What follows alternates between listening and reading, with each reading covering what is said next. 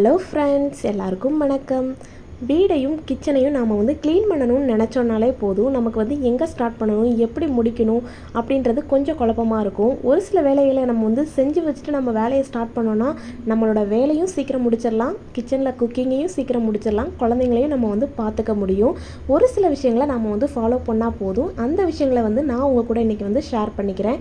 நீங்கள் நம்ம சேனலை இப்போ தான் பார்க்குறீங்க அப்படின்னா நம்ம சேனலை சப்ஸ்கிரைப் பண்ணி எனக்கும் சப்போர்ட் பண்ணுங்கள். அங்கே வீடியோக்குள்ளே போகலாம். இன்றைக்குமே நம்ம வீட்டு வேலையை கிச்சனையும் வீடையும் சுத்தம் பண்ணுறோம் அப்படின்னா மார்னிங் எப்போவுமே சமையலை நம்ம எப்பவும் போல் காலையில் சீக்கிரமே முடிச்சு வச்சிடணும். காலையிலனா காலையில் மட்டும் இல்லைங்க, நம்மளோட பிரேக்ஃபாஸ்ட்டை முடிச்சுட்டு லஞ்சையும் நம்ம ப்ரிப்பேர் பண்ணிவிட்டு அதுக்கப்புறம் நம்மளோட வேலைகளை ஸ்டார்ட் பண்ணணும். நம்ம எப்போவுமே வேலையை ஸ்டார்ட் பண்ணும்போது ஃபஸ்ட்டாக நம்ம செய்ய வேண்டியது நம்ம இந்த மாதிரி வீடெல்லாம் சுத்தம் பண்ணுறோம் அப்படின்னா பெட்ஷீட் க்ளீன் பண்ணுவோம், துணியெல்லாம் துவைக்கிறதுக்கு ஃபஸ்ட்டாக நம்ம ஊற வச்சுட்டு அதுக்கப்புறமா நம்மளோட வேலைகளை ஸ்டார்ட் பண்ணால் மற்ற வேலைகளை ஸ்டார்ட் பண்ணும்போது துணி கொஞ்சம் ஊறிடுச்சு அப்படின்னா நமக்கு கை வலிக்க தேய்க்கணுன்ற கஷ்டம் இருக்காது. கொஞ்சம் ஈஸியாகவே நமக்கு அழுக்கும் போயிடும். கையில் வாஷ் பண்ணுறீங்க அப்படின்னா, மிஷின் வாஷ் பண்ணுறீங்க அப்படின்னா நீங்கள் காலையிலே துணியை வாஷிங் மிஷினில் போட்டுட்டு நெக்ஸ்ட் வேலைகளை நீங்கள் ஸ்டார்ட் பண்ணலாம். இன்றைக்கி காலையில் பாருங்கள், நான் குழந்தைங்களுக்கு பால் காய்ச்சி வச்சுட்டேன். அதுக்கப்புறம் சாதம் மதியத்துக்காக செஞ்சு வச்சுருக்கிறேன். மதியத்துக்கு தயிரும் கொஞ்சம் உரை ஊற்றி வச்சுருக்கிறேன். சப்பாத்தியும் காலையில் தான் போட்டிருக்கேன். நைட்டே நான் குருமா சேர்த்து வச்சுட்டேன். நைட்டும் சப்பாத்தி தான். மார்னிங் ஃப்ரெஷ்ஷாக சப்பாத்தி போட்டேன். அப்புறம் ரசமும் பொரியல், உருளைக்கிழங்கு பொரியலும் செஞ்சு வச்சுட்டேன். இப்போ நான் மார்னிங் பிரேக்ஃபாஸ்ட்டும் செஞ்சாச்சு, லஞ்சும் செஞ்சுட்டேன். அதுக்கப்புறம் தான் என்னோடய வேலைகளை ஸ்டார்ட் பண்ணுறேன். இப்படி ஸ்டார்ட் பண்ணால் மட்டும்தான் நம்மளோட வேலைகளை டென்ஷன் இல்லாமல் முடிக்க முடியும். இல்லை அப்படின்னா நம்ம ஐயோ காலையில் பிரேக்ஃபாஸ்ட்டை செய்யணுமே, மதியம் லஞ்சு செய்யணுமே, அதுக்கிடையில் இந்த வேலையா அப்படின்னு சொல்லிட்டு நமக்கு ஒரு சலிப்பு தட்டிடும். அப்படி தட்டாமல் இருக்கணும் அப்படின்னா நம்ம டென்ஷன் இல்லாமல் வேலையை முடிக்கணும் அப்படின்னா இந்த மாதிரி பிரேக்ஃபாஸ்ட் லஞ்ச் ரெண்டையுமே நான் செஞ்சு வச்சுட்டு அதுக்கப்புறம் தான் என்னோடய வேலையை ஸ்டார்ட் பண்ணுவேன். எப்போவுமே வேலையை நம்ம ஸ்டார்ட் பண்ணும்போது கிச்சன் கிளீனிங்னு எடுத்துட்டிங்க அப்படின்னா ஃபஸ்ட்டு நம்மளோட கேஸ் ஸ்டவ்வை தான் நம்ம க்ளீன் பண்ணணும். அதில் மேலே இருக்கிற ஸ்டாண்ட் எல்லாத்தையுமே நம்ம எடுத்து போட்டுட்டோம் அப்படின்னா நம்ம ஃபஸ்ட்டு அடுப்பையும் அந்த கவுண்டர் டாப்பையும் க்ளீன் பண்ணிட்டோம்னாலே நம்மளோட பாதி வேலை கிச்சனில் முடிஞ்ச மாதிரி ஆகிடும். நான் இன்றைக்கி கேஸ் ஸ்டவ்வை க்ளீன் பண்ணுறதுக்கு லைசால் ஒரு முடியை ஒரு சின்ன கேனில் தண்ணியில் நல்லா மிக்ஸ் பண்ணிவிட்டு அதை தான் தேய்ச்சிக்கிட்டேன். நம்ம வீக்லி ஒன்ஸ் இந்த மாதிரி லைசாலில் நம்ம க்ளீன் பண்ணோம் அப்படின்னா நமக்கு எண்ணெய் பிசுக்கு ரொம்ப இருக்காது. அதே மாதிரி ரொம்பவும் நல்லா நமக்கு வாசனையாகவும் இருக்கும். ட்ரை பண்ணி பாருங்கள். நான் லைட்டாக அதை தெளித்து விட்டுட்டு இந்த மாதிரி லைட்டாக துணினால் நல்லா வைப் பண்ணி விட்டுட்டேன். ஒரு 2-3 டைம் நம்ம இந்த மாதிரி வைப் பண்ணாலே போதும், நல்லா சுத்தமாயிடும். நெக்ஸ்ட்டு கேஸ் ஸ்டவ்வை கழுவுன கையோட நம்ம ஃபஸ்ட்டு நம்ம செய்ய வேண்டியது பாத்திரம் க்ளீன் பண்ணணும். ஏன்னா கிச்சன் வேலையை நம்ம முடிச்சிட்டோம் அப்படின்னா நம்ம நெக்ஸ்ட்டு வீடை சுத்தம் பண்ணுற வேலைக்கு நம்ம போயிடலாம். ஏன்னா கிச்சன் வேலை முடிஞ்சிட்டாலே நம்ம வீட்டில் பெரிய வேலையே நமக்கு முடிஞ்ச மாதிரி இருக்கும். பாத்திரம் க்ளீன் பண்ணும்போது எப்போவுமே கேஸ் ஸ்டவ்லேருந்து நம்ம அந்த ஸ்டாண்டெல்லாம் எடுத்தோம் அப்படின்னா அதை க்ளீன் பண்ணணும். இல்லை அப்படின்னா நம்ம சிங்க்கு ஃபுல்லாகவே அதுதான் அடைச்சி இருக்கிற மாதிரி இருக்கும். நெக்ஸ்ட்டு ஃபஸ்ட்டு பெரிய பாத்திரத்தை எப்போவுமே நம்ம க்ளீன் பண்ணி பழகிட்டோம் அப்படின்னா போதும், நமக்கு பாத்திரம் வேகமாக குறையிற மாதிரி இருக்கும். சீக்கிரமாகவும் நம்ம க்ளீன் பண்ணிடுவோம். ஏன்னா அது பெரிய பாத்திரம் இருந்தால் நிறைய நமக்கு இடத்த அடைச்ச மாதிரி இருக்கும். ஃபஸ்ட்டு எப்போவுமே பெரிய பாத்திரத்தை க்ளீன் பண்ணுறது நல்லது. இப்போ கிச்சனை க்ளீன் பண்ணிவிட்டேன். நம்மளோட மதிய லஞ்சும் நமக்கு ரெடியாக இருக்குது. இப்போ நெக்ஸ்ட்டு வேலையெல்லாம் நம்ம ஸ்டார்ட் பண்ணிடலாம்.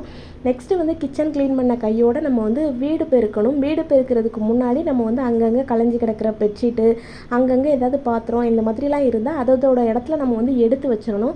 விளையாடிச்சமாக கிடந்தால் குழந்தைங்களே நம்ம எடுத்து வைக்க சொல்கிறது நமக்கு கொஞ்சம் வேலையை குறைக்கும்.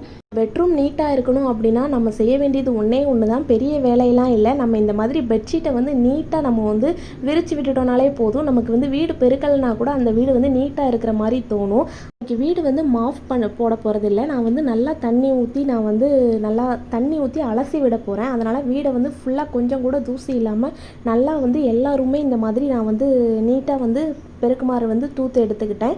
நம்ம வீடு பெருக்கிற கையோட லைட்டாக சுவரில் ஏதாவது பக்கத்தில் நமக்கு எட்டுற மாதிரி இருக்கிற ஒட்டடெல்லாம் இருந்தால் லைட்டாக அந்த மாதிரி நம்ம இந்த மாதிரி வீடெல்லாம் கழுவி விட போகிறோம் அப்படின்னா அந்த மாதிரி நேரத்தில் இந்த மாதிரி லைட்டாக ஒட்டடையை எடுத்து விட்டுட்டோம் அப்படின்னாலே போதும். நம்ம வீடே ஃபுல்லாக நமக்கு ஒரு பாசிட்டிவ் வைப் இருக்கிற மாதிரி நமக்குள்ளே ஃபீல் ஆகும். நீங்கள் வீடை மாஃப் போடுறத விட ஒரு மந்த்லி ஒன்ஸ் இல்லை 2 மாதத்துக்கு ஒருக்காவது இந்த மாதிரி நல்லா தண்ணி ஊற்றி நல்லா அலசி விட்டிங்கனாலே போதும். நம்ம வீடு கொஞ்சம் கூட தூசி இல்லாமல் அவ்வளோ ஒரு நீட்டாக இருக்கும். நான் இப்போ எல்லா ரூமையும் வந்து க்ளீன் பண்ணிட்டேன். நல்லா பெருக்கி விட்டதுக்கப்புறமே நம்ம வீடு வந்து கொஞ்சம் ஓரளவுக்கு நீட்டாக ஆகிடும். வீடு பெருக்கின கையோட நெக்ஸ்ட்டு வந்து நான் வந்து வீடை வந்து கழுவ போகிறது கிடையாது. துணி ஊற வச்சோம் இல்லையா, அந்த துணியை வந்து ஃபஸ்ட் வச்சு காய போட்டுட்டோம் அப்படின்னா நமக்கு வந்து வீடோட க்ளீனிங் வந்து ஃபுல்லாக முடிஞ்ச மாதிரி ஆயிரும். ஏன்னா இப்போ நம்ம வீடை வந்து ஃபுல்லாக மாப் பண்ணிட்டோம்னாலே போதும், நமக்கு ரொம்ப டயர்டாக இருக்கிற மாதிரி தோணும். அந்த டயர்டோட நம்ம வந்து துணி துவைக்கிறதுக்கு உட்காந்தோம் அப்படின்னா நமக்கு வந்து துவைக்கிறதே ரொம்ப கஷ்டமாக இருக்கும், மூடும் வராது. அதுக்கு முன்னாடி நம்ம வந்து வீடை பெருக்கிட்டு நெக்ஸ்ட்டு வந்து கையோடு நம்ம வந்து துணியெல்லாம் வாஷ் பண்ணி வச்சுட்டோம் அப்படின்னா அதுக்கப்புறம் நமக்கு இருக்கிறது ஒரே வேலை நம்ம வந்து வீடை கழுவுறது தான் அப்படின்ற மைண்ட் செட்டோட போயிடும். இதே நம்ம வீடு ஃபுல்லாக கழுவிட்டு அதுக்கப்புறம் வந்து துணி துவைக்க உட்காந்தோன்னா போதும், நமக்கு வந்து ரொம்ப டயர்டாக ஐயோ இந்த வேலை எப்போ முடியும் அப்படின்ட்டு இருக்கும். அதை விட நம்ம இந்த மாதிரி கொஞ்சம் எனர்ஜெட்டிக்காக இருக்கும் போதே நம்ம வந்து கையினால் துணி துவைச்சிங்க அப்படின்னா துணியை துவைச்சி போட்டுட்டு அடுத்த வேலையை நம்ம வந்து செய்யலாம். இப்போ நான் கையோட துணியை வந்து வாஷ் பண்ணிட்டேன். இப்போ கையோடு வந்து காய போட்டுடலாம். முதல்ல நான் வந்து இந்த மாதிரி வீடெல்லாம் வந்து கழுவுறேன் அப்படின்னா துணி காய போடுறதுக்கு கூட எனக்கு கஷ்டமாக இருக்கும். துணியை வந்து கொஞ்சம் நேரம் சரி நம்ம துவைக்கிறதே முடிஞ்சிச்சு, நம்ம கொஞ்சம் நேரம் கழித்து காய போடலான்னு வச்சுட்டு காலையில் காய போட வேண்டிய துணியை சாயந்தரம் கூட நான் வந்து காய போட்டிருக்கேன். இதனால் வந்து நம்ம துவைச்ச உடனே அதில் வந்து ஒரு ஸ்மெல் வர ஆரம்பிச்சிடும் நம்ம காய போடலை அப்படின்னா. இந்த மாதிரி ஒரு சில சோம்பேறித்தனம் வந்து நம்மளோட வேலையை வந்து 2 மடங்காக ஆக்கிரும். ஸோ துவைச்ச கையோடு நம்ம வந்து காய போடுறது ரொம்பவே நல்லது. சீக்கிரமாக நமக்கு வந்து துணியும் வந்து ஈவினிங்குள்ளே காஞ்சிரும். ஈவினிங்குள்ளே காஞ்சிட்டுனா நம்ம வந்து அந்த டைமே நம்ம வந்து எடுத்து மடிச்சும் வச்சிடலாம். அந்த வேலையை நாளைக்குன்னு நம்ம வந்து தள்ளி போட வேண்டிய அவசியம் வந்து நமக்கு இருக்காது. நேற்றைக்கு போட்ட துணி வந்து இங்கே ஒரு 2 நாள் மழை பெஞ்சதுனால நான் இன்றைக்கி தான் வந்து காய போடுறதுக்கு முன்னாடி எடுத்து உள்ளே வந்து போட்டுட்டேன். இப்போ நான் வந்து இன்றைக்கி ஒரு 3 பெட்ஷீட் வந்து நான் இன்றைக்கி வந்து துவைச்சிருக்கிறேன் அழுக்காக இருந்ததுனால. ஏன்னா மழை பெஞ்சதுனால டெய்லி ஒரு பெட்ஷீட் வந்து துவைப்பேன், அந்த மாதிரி துவைக்க முடியலை. அதனால் 3 பெட்ஷீட்டாக வந்து சேர்த்து துவைச்சதுனால அதுவே கொஞ்சம் டயர்டாக இருக்கிற மாதிரி ஃபீல் ஆனது. இப்போ துணியை ஃபுல்லாக வந்து துவைச்சி காய போட்டுட்டு நெக்ஸ்ட்டு வந்து வீடை வந்து நான் இன்றைக்கி மாஃப் பண்ணாமல் கழுவி விட போகிறேன்னு சொன்னாலே. ஃபஸ்ட்டு எப்போவுமே வந்து நான் அந்த பூஜை ரூம் வச்சுருக்கிறேன் அந்த ரூமை தான் வந்து ஃபஸ்ட்டு வந்து க்ளீன் பண்ணுவேன். நான் க்ளீன் பண்ணுறதுக்கு முன்னாடி லைசால் வந்து ஒரு 2 மூடி லைசாலை ஒரு அரை கப் தண்ணியில் வந்து நான் வந்து லைசால் ஊற்றிட்டு இப்படி எல்லா ரூம்லேயும் வந்து நான் இந்த மாதிரி ஃபுல்லாக ஃபஸ்ட்டு வந்து ஊற்றி விட்டுட்டு அதுக்கப்புறம் வந்து தண்ணி ஊற்றி அதுக்கப்புறம் நான் வந்து பெருக்குமாரெல்லாம் நல்லா வந்து தூத்து எடுத்துருவேன். ஏன் இன்றைக்கி நான் வந்து மாஃப் பண்ணலை அப்படின்னா, நான் வந்து ஏற்கனவே உங்களுக்கு வந்து ஃபேன் க்ளீன் பண்ணும்போது காமிச்சேன் எவ்வளோ ஒரு தூசி இங்கே இருக்குதுன்னு. அதே மாதிரி தான் நம்ம வந்து வாரத்தில் ஒரு நாள் இங்கே வந்து நம்ம வீட்டை வந்து கழுவலை அப்படின்னா இல்லை மாஃப் போடலை 2ல் ஏதாவது ஒன்று செய்யலை அப்படின்னா நம்ம வீட்டில் வந்து நீங்கள் சுவரை தொட்டு பார்த்தா கூட கை ஃபுல்லாக வந்து டஸ்ட் ஒட்டி இருக்கிற மாதிரி இருக்கும். ஏன்னா இங்கே அவ்வளோ ஒரு பொல்யூஷன் இருக்குது. ஃபஸ்ட்டு இந்த மாதிரி லைசால் ஊற்றிட்டு நல்லா வந்து பெருக்குமாறால் வீடு ஃபுல்லாக இந்த மாதிரி நல்லா தேய்ச்சி வெளியில் வந்து தண்ணி தள்ளிவிட்டு அதுக்கப்புறம் வந்து சுத்தமான தண்ணினால் இன்னும் ஒருக்கா வந்து வீடு ஃபுல்லாக வந்து தண்ணி வந்து ஊற்றி விட்டு இந்த மாதிரி பெருக்கி தள்ளிடுவேன். அப்போனா வந்து நமக்கு வந்து தூசி எதுவும் இல்லாமல் சுத்தமாக இருக்கும். கழுவும் போதே ஓரத்தில் அந்த திண்டு மாதிரி இருக்குல்லையே அதுலேயும் லைட்டாக வந்து தண்ணி ஊற்றி விட்டுட்டோம் அப்படின்னா அதில் உள்ள தூசியும் நமக்கு வந்துடும். ஸோ வீடே நல்லா நீட்டாக வந்து சூப்பராகிடும். பாருங்கள் இந்த ரூம் ஃபுல்லாகவே வந்து க்ளீன் பண்ணிட்டேன். இதே மாதிரி இப்போ எல்லா ரூமையும் வந்து நான் க்ளீன் பண்ணிட்டேன். எல்லா ரூமையுமே க்ளீன் பண்ணுறதுக்கு எனக்கு வந்து ஒரு 3/4 பக்கெட் அளவு தண்ணி தேவைப்பட்டது. ஒவ்வொரு ரூமுக்குமே ஒரு 3/4 பக்கெட் தண்ணி தேவைப்பட்டது. இதே நம்ம மாஃப் போட்டோம்னா இவ்வளோ தண்ணி நமக்கு வந்து வேஸ்ட் ஆகாது. ஆனால் நம்ம இந்த மாதிரி ஒரு கழுவலை அப்படின்னா நமக்கு இந்த வீடே வந்து ரொம்பவே நீட்டாக இல்லாமல் ஒரு மாதிரி தூசியாக இருக்க மாதிரியே இருக்கும். அதனால் நான் வந்து ஒரு 2 மாதத்துக்கு ஒருக்காவது இந்த மாதிரி கழுவி விட்டுருவேன். வீடு கழுவின கையோடு வந்து நான் வந்து நெக்ஸ்ட்டாக செய்கிறது வந்து டாய்லெட் வந்து க்ளீன் பண்ணிடுவேன். ஏன்னா வீடு கழுவின தண்ணியெல்லாம் பால்கனி இருக்கிற ரூமில் வந்து பால்கனியில் வந்து தள்ளிடுவேன். இப்போ இந்த சாமி இருக்கிற ரூமில் இருக்க தண்ணியை வந்து நான் வந்து டாய்லெட்டில் அந்த நேராக வந்து தள்ளி விடுவேன். ஸோ அதுவும் வந்து ரொம்ப அழுக்காயிடும். அதனால் கையோடு வந்து வீடு கழுவின கையோடு வந்து டாய்லெட்டையும் க்ளீன் பண்ணிவிட்டு நம்ம வந்து கொஞ்சம் அசால்ட்டாக வந்து இந்த வாஷ் பேஷனை வந்து கழுவ மறந்துடுவோம். எல்லா வேலையும் செஞ்சுட்டு அந்த ஒரு வேலையை செய்யாததுனால நமக்கு வந்து வீடு வந்து ரொம்ப ஒரு மாதிரி இருக்க மாதிரி தோணும். ஏன்னா இதுதான் வந்து நம்ம அதிகமாக வந்து பழகிற இடம் இந்த வாஷ் பேஷன். ஸோ அதையும் வந்து கையோடு நான் வந்து லைட்டாக வந்து நம்ம துணி சோப் போடுற சோப்பு வந்து லாஸ்ட் மீதம் இருந்தது அந்த சோப்பை தான் இந்த மாதிரி அப்ளை பண்ணி நல்லா வந்து க்ளீன் பண்ணி விட்டுக்கிட்டேன். இப்போ நம்ம வீடே வந்து ஃபுல்லாக நீட் ஆக்கியாச்சு. எல்லா வேலையும் முடிச்சுட்டு தான் வந்து இன்றைக்கி வந்து லஞ்ச் வந்து நான் ஏற்கனவே சொன்ன மாதிரி உருளைக்கிழங்கு வறுவல் ரசம் சாதம் தான் இன்றைக்கி எங்களுக்கு. இன்றைக்கி காலையில் வேலையை லேட்டாக ஆரம்பிச்சனால இன்றைக்கி நான் வந்து வேலையெல்லாம் முடிக்கிறதுக்கு எனக்கு ஒரு 12 o'clock கிட்ட ஆகிடுச்சு. அதுக்கப்புறம் வந்து 12:30 கிட்ட குழந்தைங்களுக்கு சாப்பாடு ஊட்டிட்டு அடுத்து கொஞ்சம் நேரம் எங்களோட ப்ளே கிரவுண்ட் வந்து இந்த ஹால் தான். நமக்கு டயர்டாக இருக்கிற அன்றைக்கி தான் குழந்தைங்க கண்டிப்பாக என் கூட விளையாட வரணும்னு சொல்லுவாங்க. ஸோ அவங்க கூடயும் கொஞ்சம் நேரம் டைம் ஸ்பெண்ட் விளையாண்டு முடிச்சாச்சு. ஈவினிங் கொஞ்சம் நேரம் நல்லா படுத்து ரெஸ்ட் எடுத்ததுக்கப்புறம் சாயந்தரம் எழுந்துச்சி கொஞ்சமாக மாவு வந்து மீதம் இருந்தது. ஒரு 2 கரண்டி மாவு வந்து மீதம் இருந்தது. அது கூடவே வந்து ஒரு கரண்டி அளவு கோதுமை மாவு சேர்த்துட்டு வந்து நான் இன்றைக்கி வந்து குழிப்பணியாரம் தான் செய்ய போகிறேன்.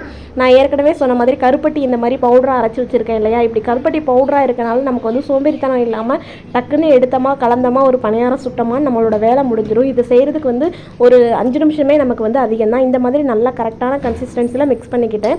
2 கரண்டி தோசை மாவு, 1 கரண்டி கோதுமை மாவு எடுத்திருக்கேன். அதுக்கு வந்து 1 கிண்ண அளவுக்கு கருப்பட்டி வந்து சேர்த்துக்கிறேன். இப்படி பவுடராக இருக்கனால நம்ம எவ்வளோ தேவையோ மிக்ஸ் பண்ணிவிட்டு இனிப்பு கரெக்டாக இருக்கா நம்ம வந்து செக் பண்ணி பார்த்துக்கலாம். இப்போ நம்ம பணியாரக்கல் வந்து சூடு பண்ணியாச்சு. சூடு பண்ணிவிட்டு எல்லா குழியிலையும் வந்து கொஞ்சம் எண்ணெய் வந்து ஊற்றிட்டேன். இப்போ இந்த குழிப்பணியாரக்கல் இல்லைன்னா நான் வந்து டீப் ஃப்ரை பண்ணுறதுக்காக தான் வந்து ஆயில் வந்து கொஞ்சம் அதிகமாக எடுத்து அதில் தான் பணியாரம் ஊற்றுற மாதிரி இருக்கும். அப்படி நம்ம செய்யும்போது நமக்கு வந்து ஆயிலும் வந்து நிறையா வந்து செலவாகும். அதுக்கு இந்த மாதிரி ஒரு பணியாரம் பேன் நம்ம வந்து கொஞ்சம் ஒரு செலவு பண்ணி வாங்கிட்டோம் அப்படின்னா நம்மளோட எண்ணெயும் வந்து அதிகமாக வேஸ்ட் ஆகாது. நம்ம கொஞ்சம் எண்ணெயிலே வந்து சூப்பராக வந்து பணியாரமும் வந்து செஞ்சு சாப்பிட்றலாம். இதுக்கு வந்து மூடி வைக்கிறதுக்கு என்கிட்ட மூடி இல்லைனால நான் பிளேட்டே வந்து இந்த மாதிரி மூடி வச்சுக்கிட்டேன். இப்போ எனக்கு கொஞ்சம் திருப்பி போடுறது ரொம்பவே வந்து ஈஸியாக வந்துட்டு எப்படியும் ஒரு வாரத்தில் ஒரு 4-5 தடவையாவது நாங்கள் வந்து குழிப்பணியாரம் இப்போ வந்து செஞ்சிடுறோம். என்னைக்கெல்லாம் மாவாட்டுறமோ அன்னைக்கெல்லாம் வந்து கண்டிப்பாக வந்து செஞ்சிடுவேன். அதனால் வந்து இப்போ எனக்கு கொஞ்சம் ப்ராக்டிஸ் ஆகிடுச்சு. திருப்பி போடுறது ரொம்பவே ஈஸியாகவும் வந்துருச்சு. பாருங்கள், நம்மளோட பணியாரம் வந்து சூப்பராக ரெடி ஆகிடுச்சு. ஈவினிங் வந்து சூப்பராக குழந்தைங்களுக்கு வந்து பணியாரம் வந்து செஞ்சு கொடுத்துட்டேன். என்னோடய பையனுக்கு வந்து பணியாரம் வந்து இப்போ ரொம்பவே வந்து ஒரு ஃபேவரட் ஆகிடுச்சு. அவன் விரும்பி வந்து சாப்பிட்டான். நம்ம இவ்வளோ வேலை பார்த்தாலுமே நம்ம வந்து கொஞ்சம் யோசித்து வந்து எல்லா ப்ரிப்பரேஷனையும் சமையல் வேலையெல்லாம் செஞ்சு வச்சுட்டு நம்ம இந்த மாதிரி க்ளீனிங் வேலையெல்லாம் ஸ்டார்ட் பண்ணோம்னா நம்மளுக்கு பிடிச்சதை குழந்தைங்களுக்கு வந்து செஞ்சு கொடுக்குறதுக்கு கூட நமக்கு வந்து டைம் இருக்கும். நம்ம வந்து கஷ்டப்பட்டு வந்து எல்லா சமையலும் செஞ்சு கொடுக்கணும்னு அவசியம் இருக்காது. நம்ம வேலையை ஸ்டார்ட் பண்ணுறதுக்கு மாதிரி ஒரு சில வேலைகளை நம்ம செஞ்சுட்டனாலே போதும். இந்த மாதிரி அந்த டேவே வந்து வேலையாக இருந்தாலுமே நம்ம வந்து அந்த வேலையை கூட ரிலாக்ஸாக நம்மளால் செய்ய முடியும். இப்போ ஈவினிங் வந்து நான் வந்து ஏற்கனவே நைட்டுக்கும் வந்து எனக்கு சாப்பாடு வந்து ரசமும் உருளைக்கிழங்கு வறுவல் கொஞ்சம் இருந்தது, பாகக்காய் பொரியல் கொஞ்சம் செஞ்சேன், சாதம் மட்டும் சூடாக வந்து நாங்கள் வந்து செஞ்சுக்கிட்டோம். ஸோ வந்து சாதம் அடுப்பில் வைக்கிறது குக்கரில் தான், அதனால் அதுவும் பெரிய வேலையாக வந்து எனக்கு கிடையாது. உருளைக்கிழங்கு வறுவல் கொஞ்சம் இருக்குது, பாகக்காய் பொரியல் வந்து செஞ்சுட்டேன். கூடவே குழந்தைங்க வந்து முட்டை கேட்டாங்கன்றதுனால முட்டையும் வந்து போட்டு கொடுத்துட்டேன். எனக்கு வந்து ரொம்ப பெரிய வேலையாக வந்து தெரியல. ஏன்னா சைடிஷ்க்கு நமக்கு வந்து ரசம் வந்து இருக்குது, ஒரு பொரியல் மட்டும்தான் நம்ம வந்து செய்ய போகிறன்றனால ஈவினிங் வேலையும் எனக்கு வந்து பெருசாக இல்லை. ஸோ நெக்ஸ்ட் டே மார்னிங்க்கு ஒரு சில வேலைகள் பூண்டு குழம்பு வந்து செய்கிறதுக்காக பூண்டு உரித்து வச்சுக்கிட்டேன். ஸோ தேங்காய் வந்து காலையில் வந்து குழந்தைங்களுக்கு ஏதாவது வந்து செஞ்சு கொடுக்கலாம் ஸ்நாக்ஸுன்றதுக்காக தேங்காயும் வந்து உடச்சி வைக்க வேண்டியிருந்தது, உடச்சி கொடுத்துட்டேன். தேங்காய் உடைக்கையிலே 2 பேரும் தண்ணி குடிக்கிறதுக்காக வந்துட்டாங்க. தேங்காய் தண்ணி எனக்கு வேணும் எனக்கு வேணும். இன்றைக்கி என்னமோ தேங்காயில் வந்து 2 கிளாஸ் அளவுக்கு தண்ணி வந்து வந்தது. இந்த மாதிரி தேங்காய் உடைக்கையில் தண்ணி இருந்தது அப்படின்னா கண்டிப்பாக அதை கீழே வேஸ்ட் பண்ணாமல் வந்து குழந்தைங்களுக்கும் நீங்களும் வந்து குடிங்க, ரொம்பவே நல்லது. தாய்ப்பாலில் இருக்கிற எனர்ஜி வந்து அந்த தேங்காய் தண்ணியில் இருக்குது அப்படின்னு வந்து சொல்லுவாங்க. ஸோ தேங்காய் தண்ணியை வேஸ்ட் பண்ணாமல் குடிங்க. தேங்காவை எப்போவுமே வந்து உங்களுக்கு தேவையான அளவுக்கு நீங்கள் வந்து இந்த மாதிரி கட் பண்ணி வச்சுட்டு, நான் எப்போவுமே இந்த மாதிரி ஒரு சிப்லாக் கவரில் தான் வந்து போட்டு வைப்பேன். இந்த சிப்லாக் கவரில் வந்து வேறு ஏதாவது போட்டு வச்சிருந்தேன்னா மட்டும்தான் அதை அப்படியே வந்து தேங்காவை எடுக்காமல் கவரில் வந்து போட்டு வைப்பேன். இன்றைக்கி சிப்லாக் கவர் இருந்தனால சிப்லாக் கவரில் போட்டு ஃப்ரீசரில் நான் வந்து வைக்க போகிறேன். பாருங்கள், கையில் வந்து நான் கொஞ்சமாக எண்ணெய் தேய்ச்சிட்டு இந்த மாதிரி வைக்கேன். என்னோடய ஃப்ரிட்ஜ் வந்து பழைய ஃப்ரிட்ஜ், சீக்கிரமாக அதில் வந்து ஐஸ் கட்டி வந்து ஃபார்ம் ஆகுது.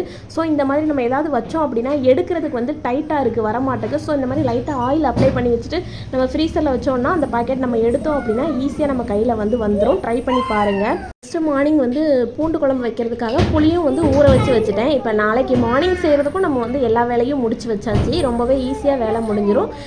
குழந்தைங்க வந்து முட்டை கேட்டதுனால நான் வந்து இன்றைக்கி வந்து ரசத்துக்கு வந்து முட்டையும் பாகக்காய் பொரியலும், நம்மளோட நைட்டு வந்து டின்னரும் வந்து சூப்பராக முடிச்சாச்சு. இந்த மாதிரி வீடு க்ளீன் பண்ணுற நேரம் இந்த மாதிரி நம்மளோட சமையலை வந்து நம்ம வந்து சிம்பிளாக ரெடி பண்ணிக்கிட்டோம் அப்படின்னா நம்மளோட வேலை செய்கிற களைப்பும் வந்து நமக்கு வந்து தெரியாது. இதே நம்ம வந்து 3 நேரமும் ஒவ்வொரு சமையல் செஞ்சுக்கிட்டு இருந்தோம் அப்படின்னா கண்டிப்பாக நம்மளோட வேலைகளை வந்து முடிக்க முடியாது. நீங்களும் ட்ரை பண்ணி பாருங்கள்.